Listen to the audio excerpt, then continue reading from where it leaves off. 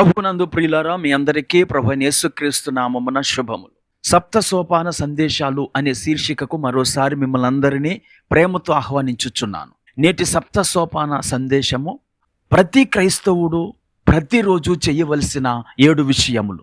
క్రైస్తవులుగా మనము ప్రతిరోజు ఏం చెయ్యాలో అనేక మందికి తెలియదు అనుట అతిశయోక్తి కాదు. నేటి వీడియోలో ప్రతిరోజు ప్రతి క్రైస్తవుడు చేయవలసిన 7 విషయాలను దేవుని ప్రేరేపణను బట్టి మీతో పంచుకోవాలని ఆశిస్తూ ఉన్నాను. మొదటిగా అనుదిన బలి. యోబు గ్రంథం 1వ అధ్యాయము 5వ వచనములో యోబు తన కుమారులు పాపము చేసి తమ హృదయములలో దేవుని దూషించరేమో అని వారిని పిలువనంపించి వారిని పవిత్రపరిచి అరుణోదయమున లేచి వారిలో ఒక్కొక్కని నిమిత్తమై దహన బలి అర్పించుచూ వచ్చాను. యోబు యొక్క కుమారులు మరియు కుమార్తెలు ప్రతిదినము ఒక్కొక్కరు ఒక్కొక్క ఇంట్లో అందరూ కూడి విందు చేసుకొని ఆనందించేవారు. ఆ విందు సమయాల్లో ఒకవేళ దేవుణ్ణి దూషించారేమో అని చెప్పి యోబు తన పిల్లల నిమిత్తము ప్రతిరోజు బలి అర్పించి పవిత్రపరిచేవాడంట. ఈ విషయం మనకు తెలియచేసేది ఏంటంటే, ప్రతిరోజు మన దైనందిన జీవితాల్లో మనము చేసిన పొరపాట్ల విషయంలో, తప్పుడు ఆలోచనల విషయంలో మనము దేవుని దగ్గర క్షమాపణ అడగాలి అనే విషయం అనుదిన బలి మనకు తెలియచేస్తోంది.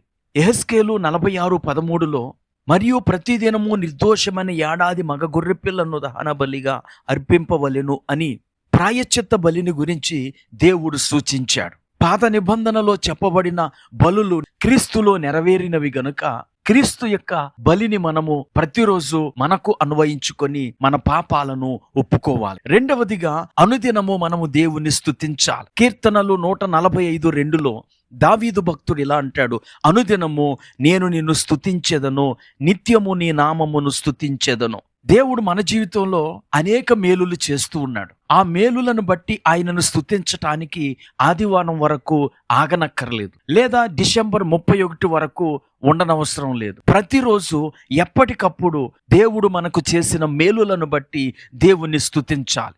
మూడవదిగా అనుదినము ప్రార్థన చెయ్యాలి. దానియేలు గ్రంథం 6వ అధ్యాయము 10వ వచనం, ఇట్టి శాసనము సంతకం చేయబడినని దానియేలు తెలుసుకొనినను అతడు తన ఇంటికి వెళ్లి యథాప్రకారంగా అనుదినము ముమ్మారు మోకాల్లోని తన ఇంటి పైగది కిటికీలు యెరూషలేము తట్టునకు తెరవబడి ఉండగాను తన దేవునికి ప్రార్థన చేయుచు ఆయనను స్తుతించుచూ వచ్చాను. దానియేలు ప్రతిదినము ప్రార్థన చేసేవాడు. అతడు ప్రతిదినము ప్రార్థన చేయువాడు గనుకనే అతనికి వ్యతిరేకంగా ఎంతమంది కుట్ర పన్నినా వారి కుట్రలన్నీ నిర్వీర్యమైపోయాయి. అతడు తప్పించబడ్డాడు. మనము ప్రతిరోజు ప్రార్థన చేసేవారం అయితే మనకు వ్యతిరేకంగా ఎంతమంది కుట్రలు పన్నినా అవి మనలను ఏమీ చేయవు. కనుక ప్రతి క్రైస్తవుడు ప్రతిరోజు కనీసం 20 నిమిషాలు ప్రార్థన చెయ్యాలి అని సాధు సుందర్ సింగ్ తెలియచేశాడు. ఈ మాటలు వింటున్న ప్రియ స్నేహితుల సోదరి, నువ్వు ప్రతిరోజు ప్రార్థన చేసే క్రైస్తవుడవేనా? నాలుగవదిగా అనుదిన వాక్య పరిశోధన.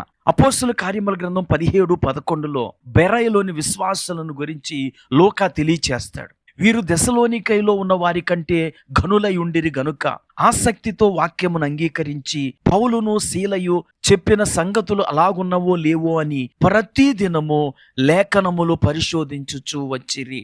బెరయ విశ్వాసులు ప్రతిరోజు దేవుని వాక్యాన్ని పరిశోధించారంట. ఈరోజు కొంతమంది ఆదివారం మాత్రమే బైబిల్ చదువుతారు. కానీ మనము ఘనులైన విశ్వాసుల మాదిరిగా ఉండాలి అంటే ప్రతిరోజు దేవుని వాక్యాన్ని చదవాలి. వారు అలాగ చదువుట ద్వారా 12వ వచనంలో ఇలా ఉంటుంది, అందుచేత వారిలో అనేకులను ఘనత గల గ్రీసు దేశస్థులైన స్త్రీలలోనూ పురుషులలోనూ చాలా మంది విశ్వసించిరి. ప్రియులారా, దేవుని వాక్యము నీలో విశ్వాసాన్ని కలిగిస్తుంది గనుక నీవు ప్రతిరోజు దేవుని వాక్యాన్ని చదవాలి. ఐదవదిగా అనుదిన సువార్త. కీర్తనలు 96:2లో యెహోవా మీద పాడుడి, ఆయన నామమును స్తుతించుడి, అనుదినము ఆయన రక్షణ సువార్తను ప్రకటించుడి. క్రైస్తవులైన మనం ప్రతిరోజు ఎవరొకరికి సువార్తను పంచుకోవాలి. అనుదినము యేసుతో అనే ఈ కార్యక్రమం యొక్క ఉద్దేశం కూడా అదే. మేమెంతో ప్రయాసతో ఈ కార్యక్రమాన్ని రూపొందిస్తూ ఉన్నాం. మీరు కూడా ఈ కార్యక్రమాన్ని ఇతరులకు షేర్ చేయటం ద్వారా దేవుని యొక్క సువార్తను మీరు పంచువారై ఉన్నారు. గనుక తప్పకుండా ఈ చిన్న ప్రసంగాలను ఇతరులకు షేర్ చేసి సువార్తను మీరు ప్రకటించవచ్చును. 6వదిగా అనుదిన శ్రద్ధ. ఇది మొదట మన కుటుంబాలకు సంబంధించిన సూచన, 2 మన ఆత్మకు సంబంధించిన సూచన. నీ కుటుంబం పైన నువ్వు ప్రతిరోజు శ్రద్ధ పెట్టాలి. కొంతమందికి ఆవేశం వచ్చి తమ పిల్లల చేత ఒకరోజు హోంవర్క్ చేయిస్తారు, మళ్ళీ నెల రోజుల వరకు వారిని పట్టించుకోరు. కానీ దేవుని బిడ్డలు అలా ఉండకూడదు. ప్రతిరోజు నీ పిల్లల విషయమై నువ్వు శ్రద్ధ చూపించాలి. దీనికి వాక్యాధారం ఏమిటంటే, ఎస్తేరును గురించి మొర్దెకై ఆమె రాణి అయిన తరువాత ఆమె ఎలాగుండిందో, ఆమెకేమి సంభవిస్తుందో తెలుసుకోవాలనే ఆశతో అనుదినము ఆమె అంతఃపురము ఎదుట తిరుగులాడుచున్నట్లుగా ఎస్తేరు గ్రంథం 2:11 మనం చూస్తాం. ఎస్తేరును కుమార్తెగా స్వీకరించుకొనిన మొర్దెకై ఆమెను ప్రతిరోజు గమనిస్తూ ఉన్నాడు. అలాగే ప్రతి ఒక్కరూ మీ పిల్లలను శ్రద్ధగా ప్రతిరోజు గమనించండి. నెలకొకసారో సంవత్సరానికి ఒకసారో కాదు, ప్రతిదినము వారు చదివే చదువును, వారు వెళ్ళే ప్రదేశాలను, వారు మాట్లాడే ఫోన్ కాల్స్ను మీరు శ్రద్ధగా గమనించినప్పుడు వారు చెడిపోకుండా ఉంటారు. అలాగే మన ఆత్మలను గురించి కూడా ప్రతిరోజు శ్రద్ధ కలిగి ఉండాలి. సోమరువాని పొలము ముండ్ల తుప్పల చేత, దూల గుండ్లు చేత కప్పబడి ఉన్నట్లు సొలొమోను చూచాడు. మన ఆత్మను మనము పట్టించుకోనకపోతే మన ఆత్మ కూడా అలా తయారై పనికిరాని పొలంగా మారిపోతుంది. కనుక వ్యక్తిగత పరిశుద్ధత విషయములో శ్రద్ధ కలిగి ఉండాలి. 7వదిగా అనుదిన ఉపేక్ష. ప్రతిరోజు మనము తగ్గించుకోవాలి. లూకా సువార్త 9:23 మరియు ఆయన అందరితో ఇట్లనెను, ఎవడైనను నన్ను వెంబడింపగోరిన ఎడల తన్ను తాను ఉపేక్షించుకొని ప్రతిదినము తన సిలువనెత్తుకొని నన్ను వెంబడించవలెను. ప్రతిరోజు మనము సిలువ వేయబడినట్లుగా మనల్ని మనం తగ్గించుకోవాలి. అనగా ప్రతిరోజు మన అవయవాలను క్రీస్తుకు సమర్పించాలి. ప్రతిరోజు మనల్ని మనం ప్రతిష్ఠించుకోవాలి.